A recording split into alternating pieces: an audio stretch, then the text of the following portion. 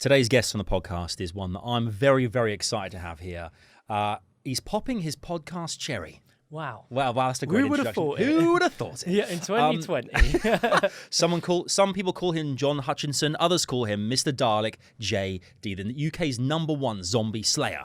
Mate, it's great to have you here. It's great to be here, finally. Like, me and Adam, we go back, like, so many years. We go back a long way, buddy. Long way. An entire lifetime, it feels like. Like, we've been friends since we were babies. That's not actually strictly true, but at least the last 5-6 years or so. Yeah. I think since working at Activision with you on Call of Duty, on the zombies in the zombies universe. Yeah, there we go.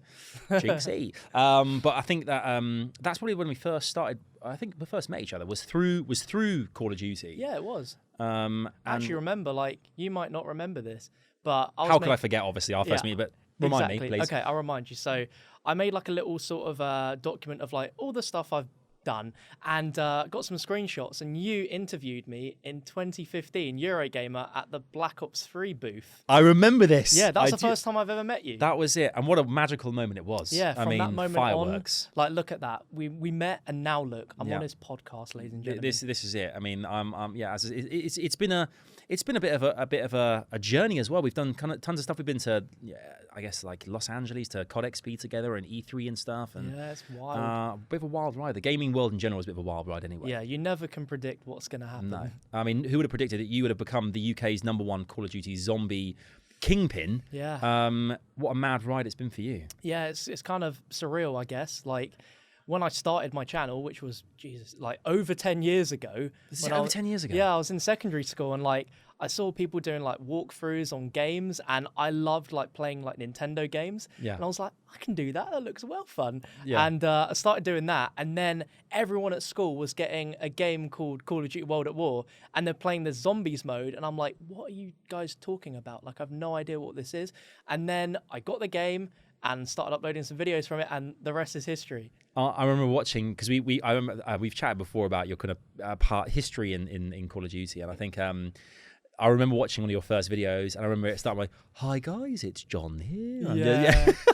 So that kind of like the beginning before YouTube was really a big thing. Yeah. And people were just making videos in their bedrooms, as you said, like, filming screens sometimes. There wasn't really much capture software, was there? No, there wasn't. There was like very basic stuff. Like, it would only record standard definition, sometimes not even left and right audio. What was the attitude of kids at school when you did they know that you were MrDalekJD? Oh yeah, they knew like pretty quickly. And to start with, it was like, they don't take you seriously. They find it like a joke. They're like, okay, we're gonna walk down a hallway and we'll scream his name and just get a reaction from him, and then run away going, Dalek, just run off in the distance. Yeah. There was one like moment I can remember where it was like a maths lesson, and for some reason the teacher was like, right, halfway through, like, okay, we're done, like, we'll just chill. And what a great teacher. Yeah, I know. Where's right? that person? Shout out to you. Shout out Mr. Needleman. Mr. Needleman. Yeah, Mr. Needleman, what up? What a G. He was like, yeah, we put us on YouTube, and he was like, what should I put on? And someone goes, MrDalekJD. And he's like, what? So they shout it again, and he's like, what is that? And I'm like, oh no. Were you embarrassed? Yeah, of course I was. And then he typed it in, and I was saying like, no, you shouldn't put that on. Like, you don't want to put that on. And then it was like an Easter egg tutorial from like 2011. Like, that happened in 2011. Oh my God. And I'm like, oh no. And they're like, yeah, that's you.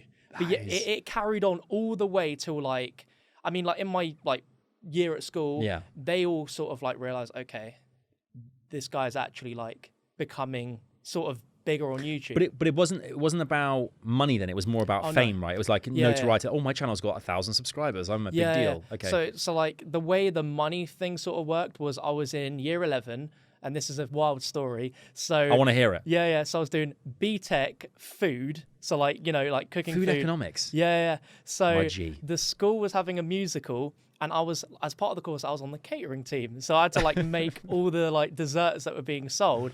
And I got like a vibration on my phone in my pocket. And I looked, and I got a payment from Machinima, who that's a story and a half. But they were like the biggest network for like gaming at the time. Partnered with them, that was like one of the biggest moments, I reckon, that sort of spiraled everything. But I got my first payment, and my parents thought it was a scam. Like, you're never gonna make, like, why are you gonna get paid money? Worst scam ever. Here's some free money. I'm getting done over here. And when that happened, I was with my best friend, and I was like, oh my God. And I think at that moment I was like, it sort of sunk in that, right, I can actually make a living. Was it pretty sizable? Yeah.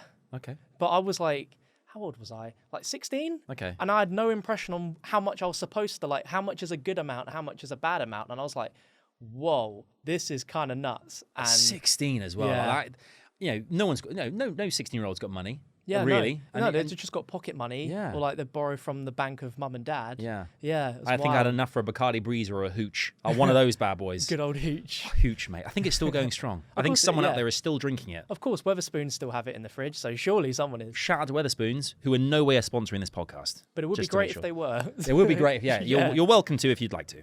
But I think I mean, that's the thing. When you look at like you're 16 years old, you suddenly got this this paycheck from Machinima, and I remember Machinima as well because I used to watch the Angry Video Game Nerd. Oh my god, I loved him. AVGN, who I think was part of the Machinima network as well. He was at the beginning. I think he was, but I'm not sure if he made his own. But I remember it was on a network called Cinemassacre. That's the one. That's Yeah. the one. Okay, Yeah, that's what I'm yeah, thinking of. It always the same to me. It was like a chain. It's the same kind of thing. It sounded. Yeah, like. yeah, pretty much the same Yeah. thing. Because I remember they were one of the first. They were in MCN. Would you call them an MC? Like a multi-channel network. Yeah, yeah. who would kind of sign up YouTubers and whatever. And who would definitely everyone was called YouTubers at that time. I think not influencers or streamers. It was YouTubers. Yeah. And I guess you get a paycheck and you think this is insane. This is amazing. I want to carry on doing this and make more money. And then I guess you from school, did you determine when you were at school and you were like 16, you thought this is it for me? I'm going to be a YouTuber, or was it just a kind of thing on the side? So when it came to year 11, done the GCSEs, completed it. I was like, completed it, mate. Completed it, mate. I was like, I really want to do YouTube full time. Yeah. And at that point, like, it's been a few years. The parents, like, they understand it. They are confident that, if I decide to do it, it's going to be a good thing. But I thought to myself, like, I don't think I'm finished with school. I felt like it would be better to do sixth form, to do another 2 years, do A-levels. That way, if it flops, I at least have something to fall back on. Yeah. But if anything, during those 2 years, it just made me realize how much more I wanted to do YouTube because I was investing even more time into it. Well, I mean, back then as well, that was the kind of era where YouTube was not a big thing still, and when you were seeing the gradual kind of like growth in subscriber numbers or whatever, you got a buzz off of it. You still do. I mean, when you hit targets, you still get you're at 2.2 million, 2.22, all the twos, baby, all the twos.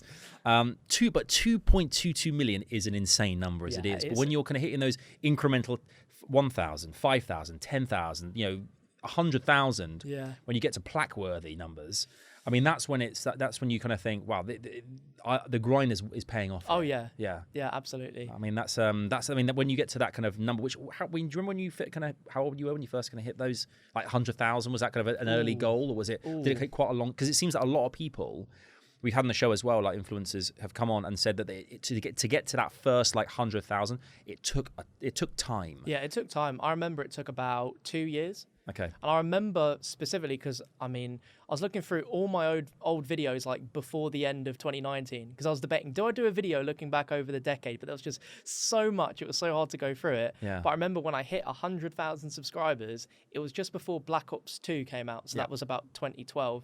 And I uploaded a video and it's called 100,000 subscribers, Holy Batman. Is it still called that? Yeah. Brilliant. And it's just a screenshot showing them on 100K. I think I made the video before I went to school. So it was like early in the morning and I'm like trying to like describe how that felt. Yeah. And yeah, it was just wild. But I remember like hitting 100K was like near the end of 2012. I hit 300K like mid 2013 because that was when Zombies was like really like growing. Yeah, stepping up, yeah. Yeah. Million was the day Black Ops 3 came out, which is in 2015. And I remember watching it live. Yeah. It happening for you on. I think you had like a subscriber count or something on the screen. Yeah, I tweeted out like a live sub count, and there was so many people that were like screen capping the exact moment. Yeah, and that was actually you're the first person I've ever watched live get that goal. And I remember being like, "John, you did it! I can't believe you did it!" Yeah, mate, it was because I was really exhilarating. It was exhilarating because I was really happy for you as well as a mate. You hit a goal like that. Yeah, it kind of almost like the Million Club is.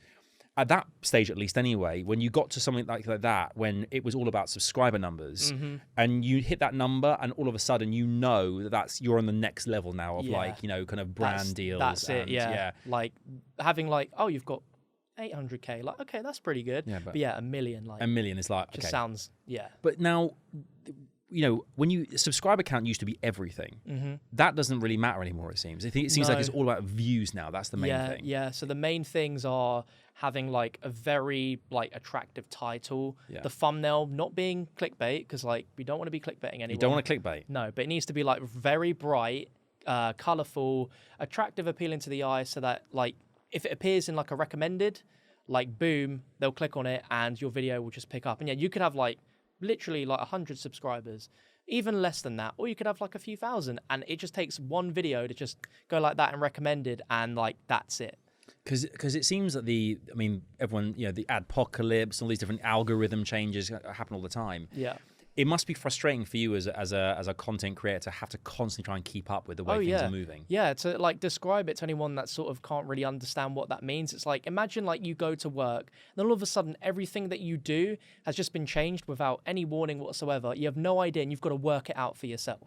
That's pretty much how it is. And how do you work it out? By speaking to fellow creators? Do you work it out by looking online and Reddit posts? And how do you work out the way to? Do you kind of get a natural flair for, okay, that's the way things happen now? I think like if there is like a big change, it probably takes a few weeks. You'll notice instantly. You'll be like, why is this not done so well as it should have? Like, what did I do wrong? And sometimes you didn't do anything wrong. It's just YouTube has changed, and you've got to adapt to what it's changed. But yeah, I talk to a lot of creators, because I'm pretty focused on it, but there's other people which are like dedicated to data, and they love analyzing data and like looking at why stuff didn't do so well, why stuff did amazing. I think we were chatting about people that we know who, as much as like you mentioned with like thumbnails being slightly different colors, a different shade of orange or green, and the differences in demographic that kind of attracts. People go so deep into this stuff now, try and create the perfect thumbnail, the perfect video, the perfect whatever. Because it does mean big bucks. There's a big difference now between kind of it not succeeding and succeeding. Yeah. Both financially, and because I think you want every video to not get demonetized or not get claimed or not. Yeah, there are so many kind of like holes I think that you could fall down, like little get stuck. You can't make money from something. Yeah, it's like a million things you need to like make sure that you're not doing, like, oh, did I say a word that I shouldn't have said? Like, oh, I've got to bleep that out, or I've just got to get rid of it. It seems like Zombies though is one of those games where there are ways. The actual graphic nature of the game, there does seem to be kind of ways around that. Really, people kind of go, do you know what? I think you can't necessarily use music all the time from certain things, or you've got to be kind of swearing obviously changes whether or not it's suitable for kids, and that's a whole other conversation. The whole suitable for kids thing. Yeah. But it seems that it's very much it's based now on if you are creating content for the masses, violence, zombies, because it's not. I think it's because it's not human themed violence. It's like alien / mutant / whatever. But also you got to look into like how gory it is as well. Yeah. Okay. So it's like it's so weird, because when it comes to thumbnails, YouTube are like, zombies, that's too violent.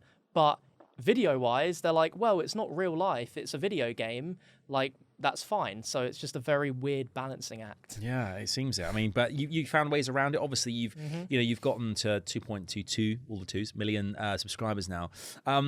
What's the Zombies journey been like? Do you remember? Was it? Obviously, you're at the top there because you've always been at the height with like news, with like updates, like how-to videos, like packer punching, all this kind of stuff.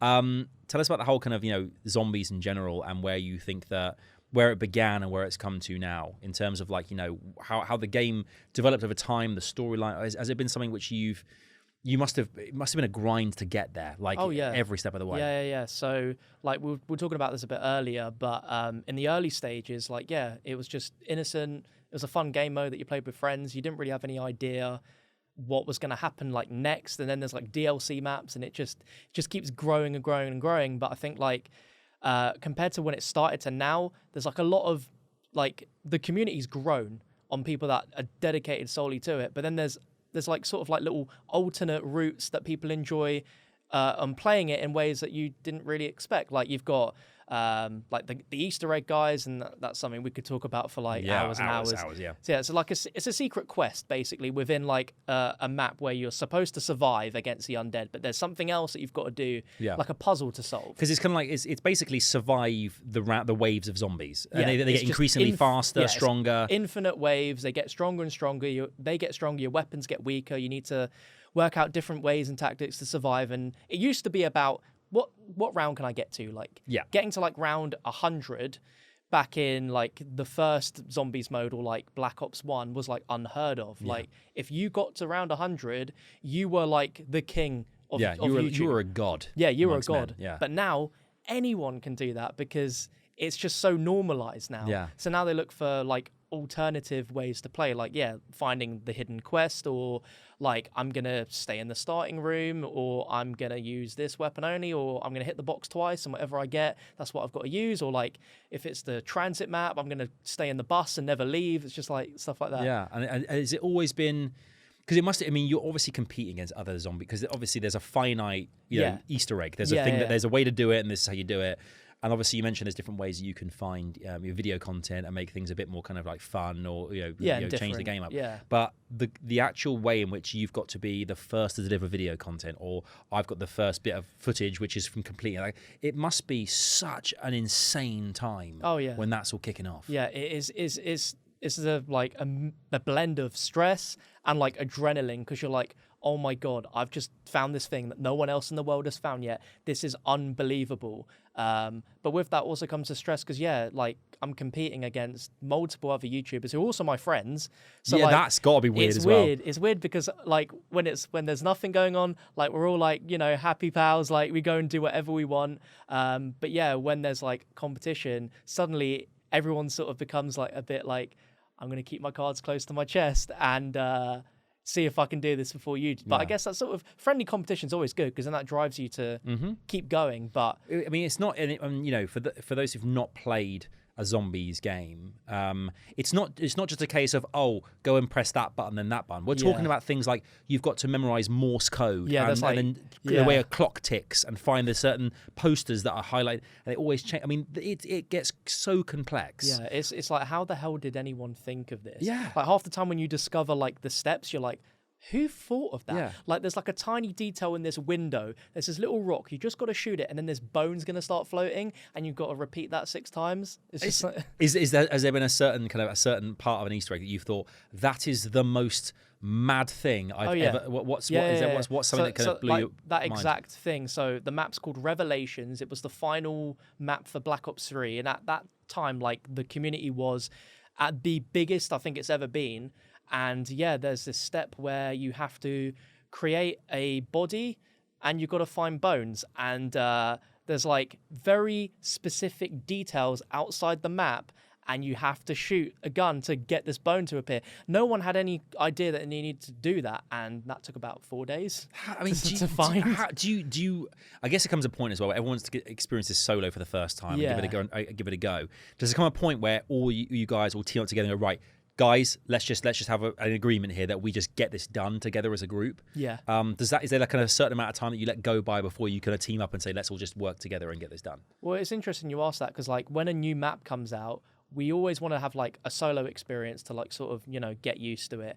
And then sort of depending on how much you find on that first playthrough, you're like, I'm going to stay in this game for another 3 hours. Or it's like, I'll be like talking to like Codename Pizza or someone else will be like, is your game done? Like, do you want to jump in? And after that moment, it's sort of locked in. Like, that's it. We can't leave. We can't do anything. And that's the whole day. And it gets quite...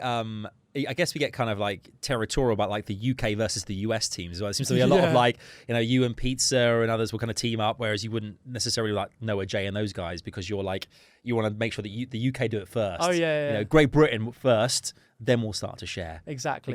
Lots of pride in there. Yeah, lots of pride in there. When it comes to the actual Easter egg kind of steps as well, are you guys all canvassing like Reddit posts and threads, or are you working with other people that are kind of like legit puzzle solvers? Like how does it all come together? So like it is so random, because Reddit is a big part of it, because anytime a new map comes out, people are like throwing everything they find up on there.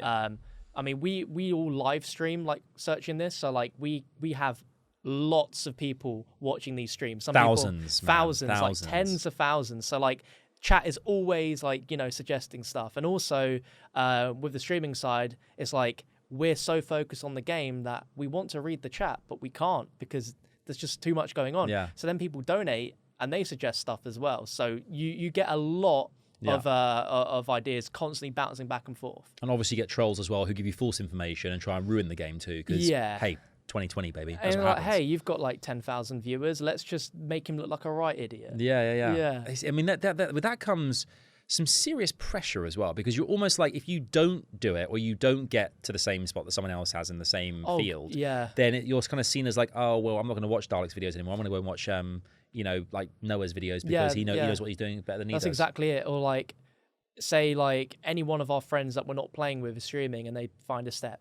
The whole chat's just like, XYZ found the next step, and it's just nothing but. And then it's like, okay, I get it, but what did they do? And they don't tell you because no one really understood what they did to get that step done. And, so it's just when like 10,000 people are, you know, chatting as well. Yeah, it goes so fast. It's like I don't even know where to begin. You can't keep up whatsoever. You're just trying to have an entertaining stream where hopefully people are enjoying it, and it's not simply just dull gameplay where there's no talking. You're simply just holding square, looking at random objects for like half an hour. Has it been hard as well? Because streaming is something which is obviously massively prevalent now. Like everyone wants to be a streamer, and it's so easy to become one by simply pressing a few buttons on your PlayStation, your Xbox, and your Live, whatever. But there seems to be now a lot of people, a lot of influencers like yourself who are almost kind of committing to a certain platform to do things. Like, you know, we've seen in the like the news, like we've talked about this before with other guests, but like Ninja's gone to Mixer and Courage's gone to YouTube. But YouTube seems like a place where the streaming aspect of it is really quite a challenge now to actually stream, because it's not, YouTube gaming's gone as far as I know as a streaming service. Yeah, it's gone. So you can't really rely on new people coming to the channel, because and even if you are streaming to someone who's subscribed to you, they don't even know you're subscribing your live sometimes. Yeah, I mean, it must be hard for you in that respect. Yeah, it's odd because I've like been streaming on YouTube since the inception of them adding that feature, which was super You're basic an OG, back baby. in the day. Yeah, I'm an OG the on Godfather everything. of Zombies. The Godfather of Zombies and and YouTube. Yeah. But like in like 2016, 2017, when they started YouTube gaming, live streams were booming. Like it was the place to be. And as they've just changed the algorithm, it prefers videos, so streams don't really get promoted as much.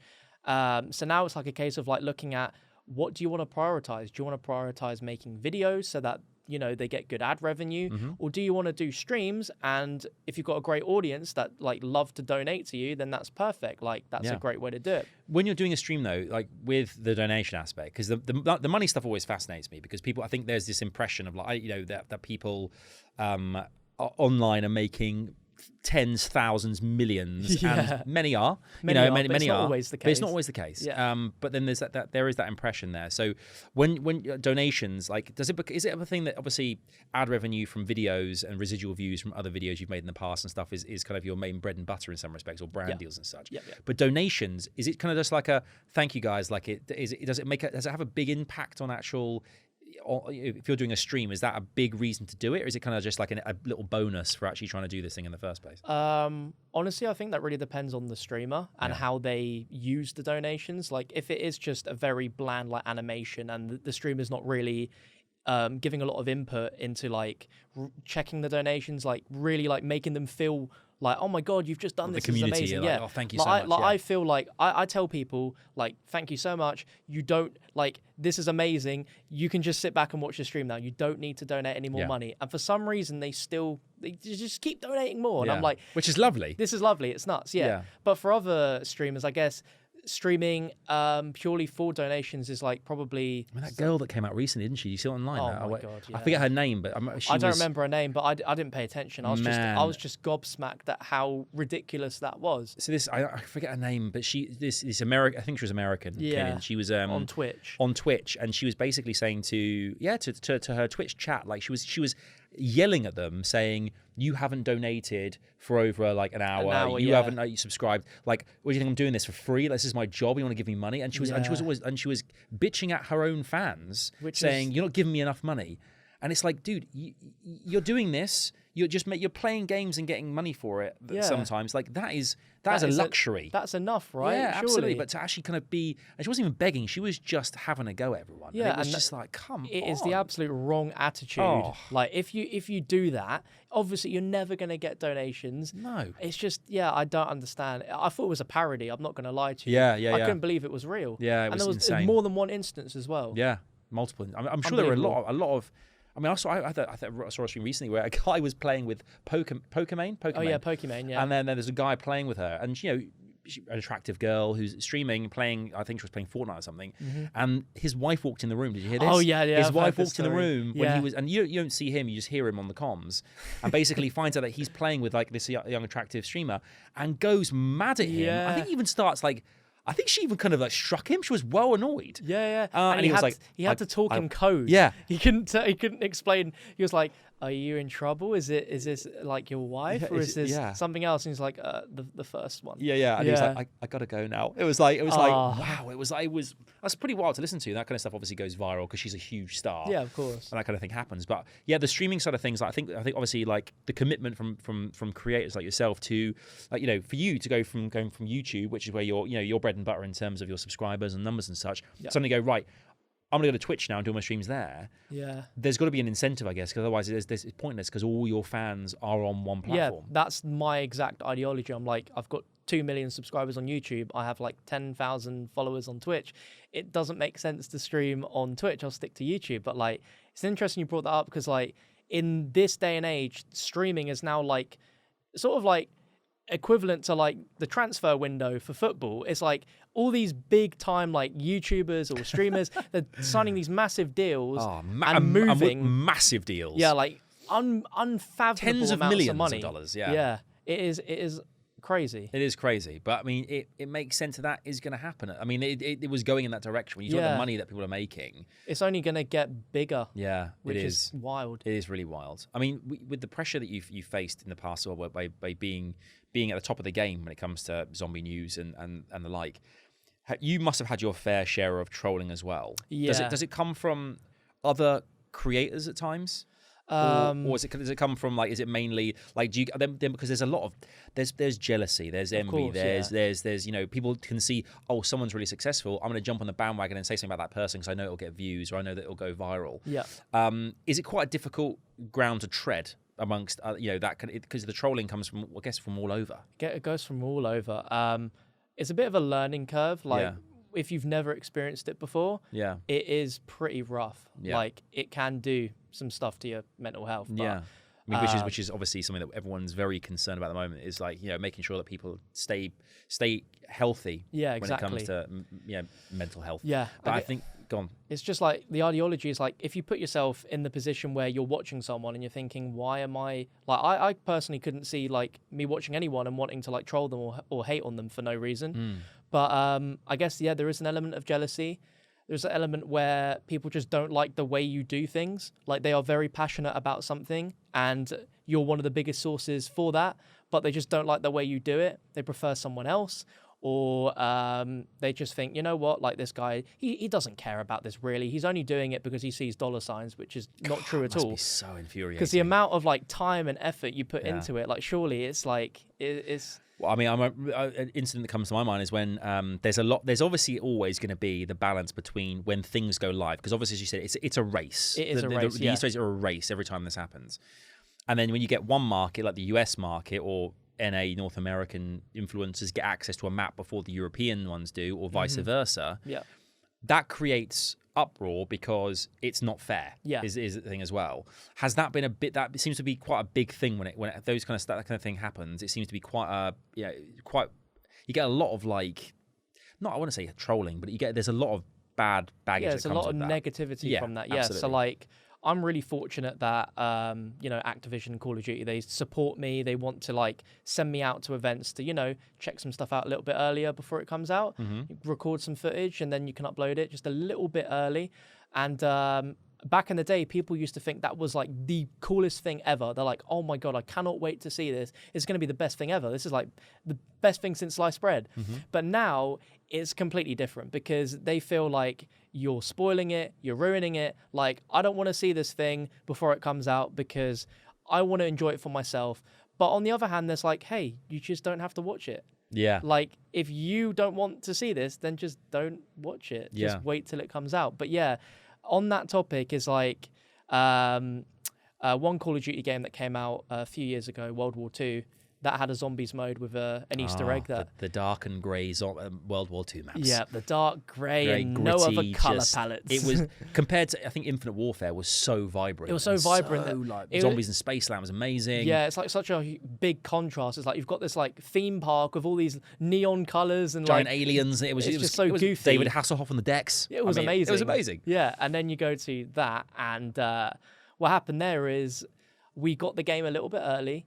And obviously, like when you have like your job, like if you got something a little bit earlier, you're like, hell yeah, I'm gonna like, you know, try and do this so that when it comes out, it's done. Yeah. But the game released so like the embargo lifted at about 1 p.m. the day before, and that's like worldwide embargo. Like if you've got the game, hey, you can play it, you can stream it, or whatever. But the game wasn't quite out in like pretty much all the world besides like Australia and New Zealand. So I'm streaming it all day long. Not necessarily trying to find this Easter egg. I'm, you know, just playing it, showing everyone what it is, what's going on. And gets to about midnight, like, hey, the game's out in Europe. Everyone's playing it. But America still don't have the game. And at that point, we started advancing a little bit through this Easter egg. Again, chat was helping us out. Donations were helping us out. Reddit, everyone that's finding stuff. But yeah, we solved it about an hour before it came out in North America. Which obviously for those, it's like, trying to like put it in an analogy that's a bit more simplified is like there's a movie that's come out, like say Star Wars, like we get Star Wars like a day before, and it's like, yeah, our job is to talk about it, but they've got a like version that has more stuff, and we got more stuff as well, but we're talking about the new stuff before they get it, and it's basically like the spoiling the end of anything. Like, you know, it's like saying, let's look at the Sixth Sense analogy. It's like saying, oh. And by the way, if you haven't seen The Sixth Sense, you listen to the podcast now. A, where have you been for the last 20 years? Exactly. And B, Bruce Willis is a ghost. I don't care. That's a spoiler that you're allowed to say now. Yeah, of course. I still wouldn't feel comfortable saying The Rise of Skywalker ending by the new Star Wars. But for that particular Sixth Sense analogy, fine. Yeah, it's been 20 years. Yeah. But I guess you're right. If there's a spoiler where it's like, this is a thing, you know, you're kind of saying, this is how it ends. Before you've even played it. Before you've played it, you're gonna be furious, basically. So, and when that happened, I guess what I learned from that was that I have a massive responsibility, and that I need to always have a constant sort of thought process that, you know, some people might not want to see this so soon, and to sort of change the way that I approach it. You solve the Easter egg before everybody else does, then, and then with that. There's got to be like an inevitable backlash from that. There's got to be a lot of hate, and then but you're in this paradox where it's like, right, I'm a YouTuber who makes zombie content, who wants to be first in the world to release something, and I've got this stuff going. I've got it all that I need. However, it is going to get people a little bit you know, fiery because they've not even got access to this thing yet, and I've showed them it. And you can totally say, I guess, that, you know, if you don't want to see a spoiler, don't watch the video. Don't watch it, but it's a new zombies video. Yeah. And you want to see what's coming. It's the internet. It's inevitable. You can't ignore it. So did you get, I mean, I guess you weren't kind of like, you know, doxed or spat on in the street, but there must have been some kind of like a virtual version, more or less. So like obviously like we use Reddit and Twitter, and there was like posts being made about me which were completely false, trying to like out me as like this absolute villain that like with very like weird ways managed to find out how to do this, and he didn't find it out using like logic. He was told how to do it. Kind of like you were a cheater. Yeah, I cheated, and I like knew exactly how to do every part of it, and I was just holding off for as long as possible until someone else done it. So then I would come in at the last minute and complete it and look like I'd done it. But that was absolutely not the case whatsoever. But it got so bad that I didn't upload for a good, well, I mean, like, it was interesting because I was like in the mindset, like, right, I've got to just take a break from everything. Like I won't post any videos. I won't go on social media because it's like a literal like fire pit right now. It must be playing tricks with your mind as well. Yeah. You must be, it must hurt. I know it's just trolls online saying things, but it must get to you as well. Oh, it got to me massively. I was questioning, should I even continue doing this? Like, is this even worth it if this is the reaction I'm going to get? Wow, mate, that's But wild. I looked at it with a level head and I'm like, right, okay. The amount of people that watch my videos compared to how many people go on like Reddit threads is like 1%. So the 99% on YouTube probably won't care too much about it. So I continued doing what I'm doing, but I had to look at putting out a public apology on Twitter because I was like, wow, yeah, that was wild. And who? I mean, have you got like a contact at YouTube that can guide you through this stuff, or is it just like no? It's literally own accord. Like, right, I'm gonna need to like nail this in the bud. John, like, why don't you ring me? I'm here for you, man. Always. Well, I know for next time now. Next hopefully time, there won't be a next time. these oversized shoulders are always for you, my friend. I can't say no to nothing Well, like that, Adam. what can I say? What can I say? Carry on, sorry.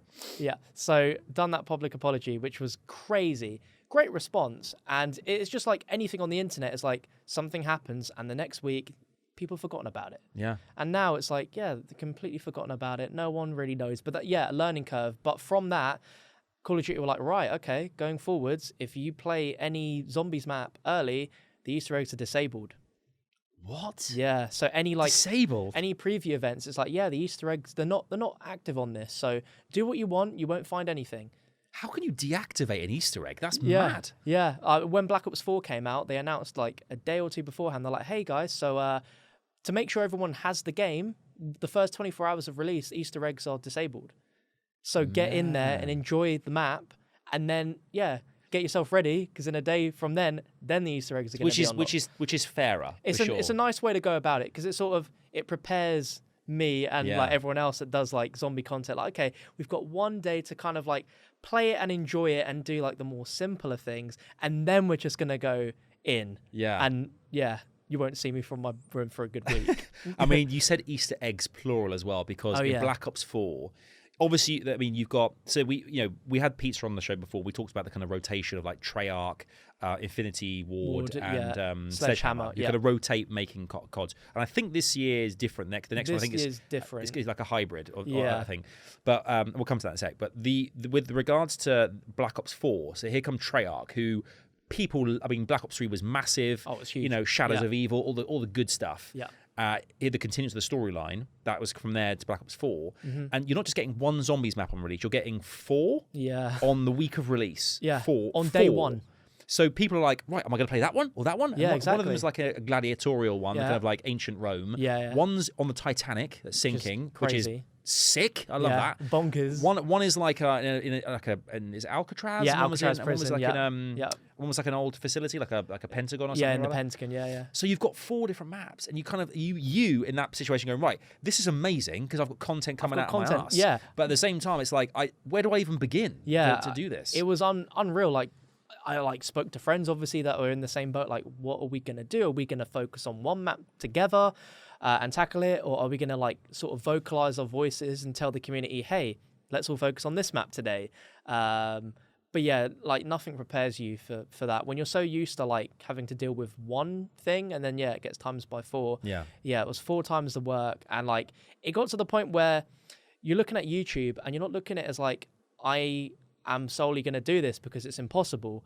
And then you start looking at like having people like outside, like helping you out, like basically helping to run your channel like clockwork, so that it doesn't look like you're like struggling with the workload, but as they would expect, you know, they just go on the channel and they just see like, new video. God, it must have been. I mean, it must have been exhausting. Yeah, right? and it like really, because it's not just it's the edit. Do you still edit all your videos? Like 99% of the time. Okay. But in that situation, you may have had to. Yeah, I can imagine you kind of need help on that kind of stuff, because it's just the turnaround is just wild. It's unbelievable. Yeah, like people helping me out with like thumbnails or like, hey, I'll send you this footage really quickly while I'm still live. Hopefully the stream doesn't go off. Edit this together. Yeah, it's just. I remember watching one of your streams where I think you were in the middle of an Easter egg, and then you got a cutscene from a video that had just dropped, and you were like, right, sorry everyone, just give me a second, and you had to quickly get the video, the trailer, then post it up and do all that kind of stuff, and then you went back to the game again in the middle of the stream because you were like, I need to get this out because it's live. That's my job. Yeah, got to be on it. I think you even recorded a live voiceover. You kind of I've done that many times. Yeah, just gonna do this quickly, guys. Hi guys, it's DalekJD. That is the weirdest thing ever. You've got like 5,000 odd people watching you, and you're just like recording a video. I mean, the Black Ops 4 comes out and you get all these maps. So for you guys as zombies, YouTubers, you get like, you get so much stuff that you can work with. But then 2019, we know that there's a brand new game coming out. We know that there's a brand new Modern Warfare game. Yeah. We're excited. And then 2 months prior to that game coming out, we find out there's no zombies. Yeah. Like, that must have been bloody petrifying for a zombies YouTuber. It was, but they still have a co-op mode. So I was like, it's not all doom and gloom. Like, Spec Ops, this might be good. And, I mean, like, I think it's pretty good, but unfortunately it's just not resonated. And it can't fill that void because it's like you've got zombies, which is this highly creative mode where they can go wherever they want, do whatever they do. They've got these like wonder weapons and like dragons and everything. And then you've got this very military, like realistic style, like run in, do this, and then you're done. There's no like, oh, I'm going to like, kill waves and waves of zombies. And well, you could see the way that Call of Duty, the arc over the last few years was always like, right, there was, I think ever since Infinite Warfare, which is where, which was the kind of stuff that we were doing together for when we were working at Activision and stuff. And it seems that everything was very much boots on the ground. All we want is boots on the ground multiplayer. That was the big drive. Yeah. And obviously, esports has continued to grow, and that the COD League is big, and they have like a lot of. That's a big part of the business. Is is the competitive stuff. Yeah. And you've got a big teams, big players all line up in that respect. And obviously, I think they want to try and. I mean, the campaign was pretty good for the game as well. It was amazing. Piccadilly Circus, all these different kind of like locations. It was amazing. It's wild. Like every time I go to Piccadilly Circus now, I'm like, wow. I was like, oh, I've shot someone there, and I've fragged someone there. There's a camper over there. Yeah, there's a camper over there. Oh, that window up there, that's good for sniping. It's great. Yeah. But I think with that, there must have come it must have been a two-way street. Part of you's thinking, at last, I can actually not have to freak out about this, but at the same time go, then where are the views going to come from? What am I going to do? What am I going to make? Yeah. And what do you do in that situation? Do you? I mean, your instinct, I guess you kind of focused on the undead as a theme. And where did you go from there? So I'm quite lucky because obviously, like, I've been doing this for a while, like The Godfather. The Godfather. There's been many like cycles where zombies was not in like the next game coming up. So I branched off to do like custom zombies, which is a massive thing. Like it taps into an audience where, they've got the game on console, but they don't have access to like mods, so they can't play custom maps. And it's like, hey, you've got 4 main DLCs that you paid for, but then if you buy the PC version, there's like possibly thousands of like maps for free that are all made by people that love the game, and they're just like completely new, unique experiences. So what have been some of the wildest ones you've done? Oh my god! There's like a Simpsons one, I swear. Yeah. There's like... So like it sounds bonkers, like some of the stuff that's been created. Like there's one called Cheese Cube Unlimited where you start at the bottom of a spiraling staircase made of cheese, and there's like a deadly toxin that's slowly rising. So you have to keep moving up and up and up, and the doors get more expensive. But the twist is when you get to the top, there's Iron Man armor suits that you can buy. What? Yeah. That's insane. Yeah. And that was only like that mapper. Oh man, I wish I could remember his name. Absolute legend. That was only like a taster because he made like an Avengers map where you could play as like tons of Avengers characters. Now it's just him trying out like Iron Man. But that's just like that. It just sounds bonkers, and that's why it piqued your interest. Yeah. And that's why I think Custom Zombies has done so well. So that's like kind of what I've been doing. But as of recently, I've noticed like, hey, you can play like some of these like fan favorite maps from like Black Ops 1 or Black Ops 2, but you can twist it and theme it in a different way, or sort of like meme it a little bit. So where it's comedic and they're like, wow, I never thought of someone playing something like this. Like, wow, I'm going to watch this guy like get to round 50 using only a pistol, or like, that guy's going to stay on the bus and never leave, or, oh my God, that guy completed that Easter egg in like 5 minutes. How on earth did he do that? So there's all sorts of ways that you can sort of like twist and sort of keep stuff relevant even if it's yeah. not the current COD. Yeah, people are still making these maps regularly as well. Yeah, like, exactly. They kind of, so you can go, okay, that's great. I'll definitely use that and sometimes it is stuff that kind of you like, whether it be Indiana Jones or Back to the Future, it could be anything. Yeah, literally. And you kind of go, okay, this is great. This will be a great, this thumbnail will be a wise, great video. Yeah, great video. Or like, I'm there's a interested. Star Wars map. Yes. I know you can play with lightsabers. Are there Star Wars maps? Yeah. Oh, dude, I'm sold. Yeah, exactly. Is there a Sixth Sense map? No, but who's to say you couldn't make one? Bruce Willis is the ghost. Just so we all heard that. That's loud and clear. Yes. When you got COD Mobile as well, which is a big thing. Oh yeah. You've managed to make a few videos on COD Mobile. Yeah. Mobile games are becoming. We talked about PUBG like earlier on. PUBG Mobile is the biggest game in India. Like to the point where that's all anyone plays. It's insane. It's insane. It's the unbelievable. player base is millions and millions of people. Yeah. COD Mobile seems to have been. I mean, I've played it and it is brilliant for like a mobile game. It is super good. It is solid. Yeah. And they made a zombies map as well. Yeah. So they brought out zombies mode. Initially there wasn't one.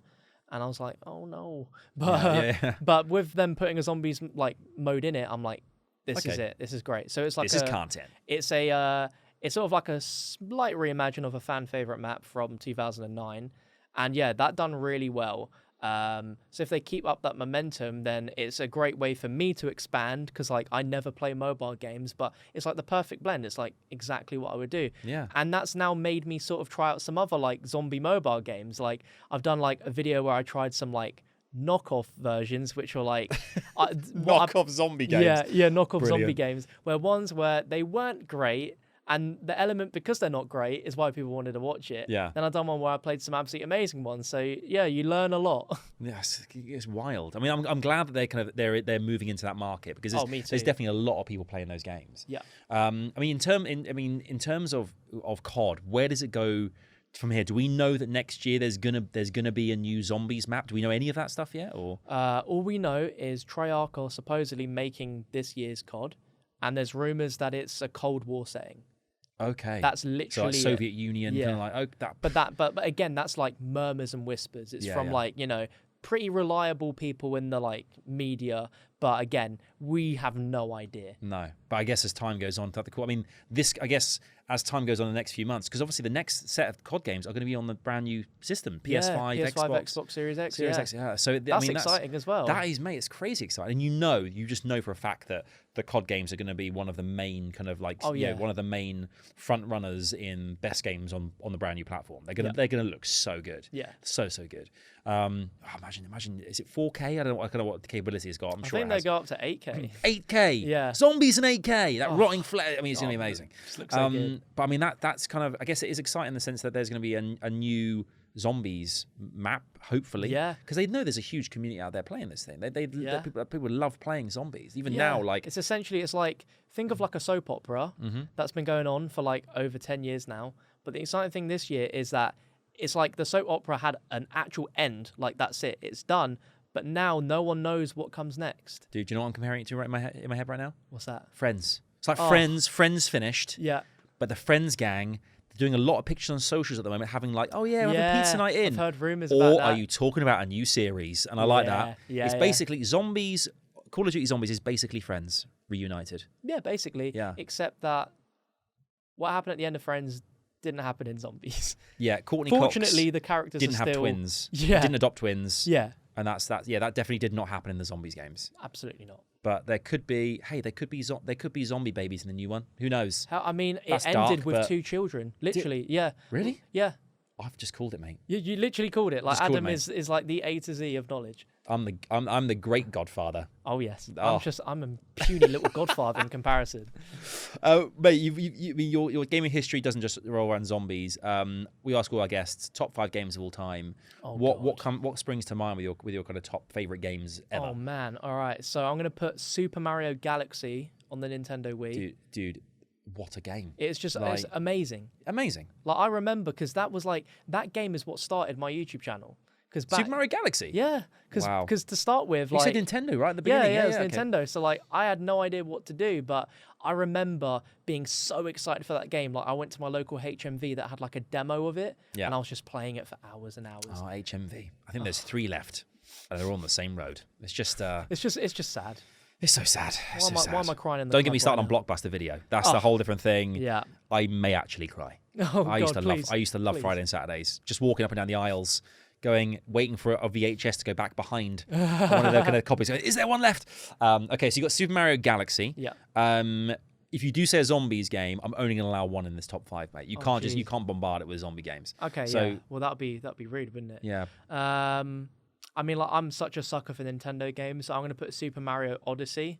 Now The that is a recent game one that on I can get Switch. behind as well. Yeah. Great game. It's just like, it's genius. Yeah, it's genius. Any age can pick it up. Yeah. And anyone that plays it can, like, realize how, like, genius it is. Mate, Miyamoto is an absolute hero. He is a legend. Like, the guy just keeps on delivering. Yeah. We love you, Shigeru. We love you. We do. Okay, so you got two Mario games, 3 to go. What else are you saying? 3 to go. It's going to be another Super, but it's not a Mario game. It's Okay. Super Smash Brothers. Super Smash Bros. I mean, you can't go wrong. It's like the ultimate fighting game. Yeah, we've had a lot of people say that on the show. Yeah. Super Smash Bros. The most recent one as well. Ultimate on Ultimate Switch, yeah. has just banged hugely. It's unreal because it's like if you've grown up playing like Super Smash Brothers games, that is like, oh my god, is this even real? Because it's like every single character that's ever been in Smash Brothers all in one, and then they do like a whole season of DLC fighters, which are like, I didn't know this was a thing that I needed in my life. And now they're like, you know what? It went down so well. They're now doing a second season pass of fighters, which is like unbelievable. That's legit, mate. Okay. So it could never end, and I don't want it to end. There you go. So that's 3. So you got Super Mario Galaxy, Super Mario Odyssey, and you got Super Smash Brothers. You're loving the supers, mate. Supers, That's all right. a trio of supers. We're going to change course now. Okay, Get rid of supers. Go All on. right. I'm going to say the BioShock. Oh, mate. Oh, BioShock Such is a good- it's not underrated. it is like a cult classic. It in video is games. genius. The premise Yeah. is genius. It's just like that is the way to do like a story like driven game. It's just like I can't even get the Art words out. Deco, under the ocean, crazy scientist experiments. Yeah. Survive. Big daddies who just wreck you. Yeah. Controlled by little girls with dolls. I mean, it is just genius. How could you not enjoy that? I mean, that's just perfect. I think even this month, as of filming and recording this, Yeah. BioShock: The Ultimate Collection, It's PS4 free. I can't believe that. Plus. That is like the best deal I've ever heard. Dude. It's BioShock and The Sims 4. What? This is 2 games? Yeah, on I mean, I PlayStation. love The Sims Yeah. because people in houses and dogs and cats. That's my jam. Yeah. I'm into that. Hell yeah. And Yeah. that kind of follows through nicely to the last game I was going to Okay, mention. here we go. So it's like, I think I would put it as a top. It's tough because it's either between Pokemon or this game, which is Animal Crossing. Oh, mate. Man. And they've just released a brand new Animal Crossing game and Switch. Yeah. And let me tell you, I saw that and I'm like, I don't need a Switch. I don't need another one. But I went and pre-ordered it. Dude. Because it is just unreal. Like, it's just going to be so good. It's great. It's great. Those games are something. I mean, that must be such a nice relief for you. Those kind of games that are, with the exception of BioShock, Yeah. that are light relief from constant slaying of the undead. Oh, yeah. It's just nice. a very nice change of pace. It really is nice. Yeah. That's a great top 5. That's actually a really good top 5. It's a different top 5. I'm sure most of you probably weren't Well, expecting it. a lot of people shove in like a little kind of retro game here and there, but you've kind of stuck with modern gen stuff, which I like. Yeah. I think it's good. If I was to like sneak in a little one, I'd probably say a Super Mario 64. Oh, mate. Oh, it's so I mean, good. again, just The another original classic. Spyros as well. Spyros. Crash Bandicoot. The Reignited trilogy was all right as well. It was really good. It was good to reignite my love for the Spyro series. I like what you did there. Thank you so much, Mr. DalekJD. Mate, it's been an absolute pleasure having you on the show. It's been fantastic. I've to loved be on, having you here, mate. It's been great, and we've learned so much as well about because the show is all about kind of learning about like, the gaming industry as well as like games that you play and stuff. Yeah. But the insight about having been there since the very beginning is absolute mustard, my friend. I've loved getting to kind of find out more about it, and it's always a pleasure kind of catching up. So it's a pleasure catching up with you as well, mate. I love you, and Mutual feelings. Lastly, before I go, have you seen Don't Fuck with Cats? I mean, what sort of question is that? Of course I have, mate. What? I mean, what a show! I couldn't believe it. I think we both have recently seen this thing. Yeah, I watched it twice. You watched it twice? Yeah, mate. It was so good. It was wild. I had no idea that kind of stuff went down. Yeah, in Montreal/Toronto. It sounds like something that you'd hear in it sounds like the Joker. Yeah. But IRL, and you just can't quite fathom that stuff actually happened, and and a person can really be like that. Dude, I know we've spoiled The Sixth Sense for some people who have been living under a rock for 20 years in this podcast, but we're not going to spoil that. Oh show. God, no. it's worth seeing. And the Aaron Hernandez documentary as well, worth seeing. I need to see that. Once again, Netflix in no way have been associated with this podcast or sponsored this podcast, but we'll welcome your money if you want to, Netflix. Please do. John, thanks so much, buddy. Let's go slay some zombies together soon. Hell yeah. And take care, my friend. Best of luck with the future of the zombie slaying world. The Godfather on The Savage Situation. Thank you.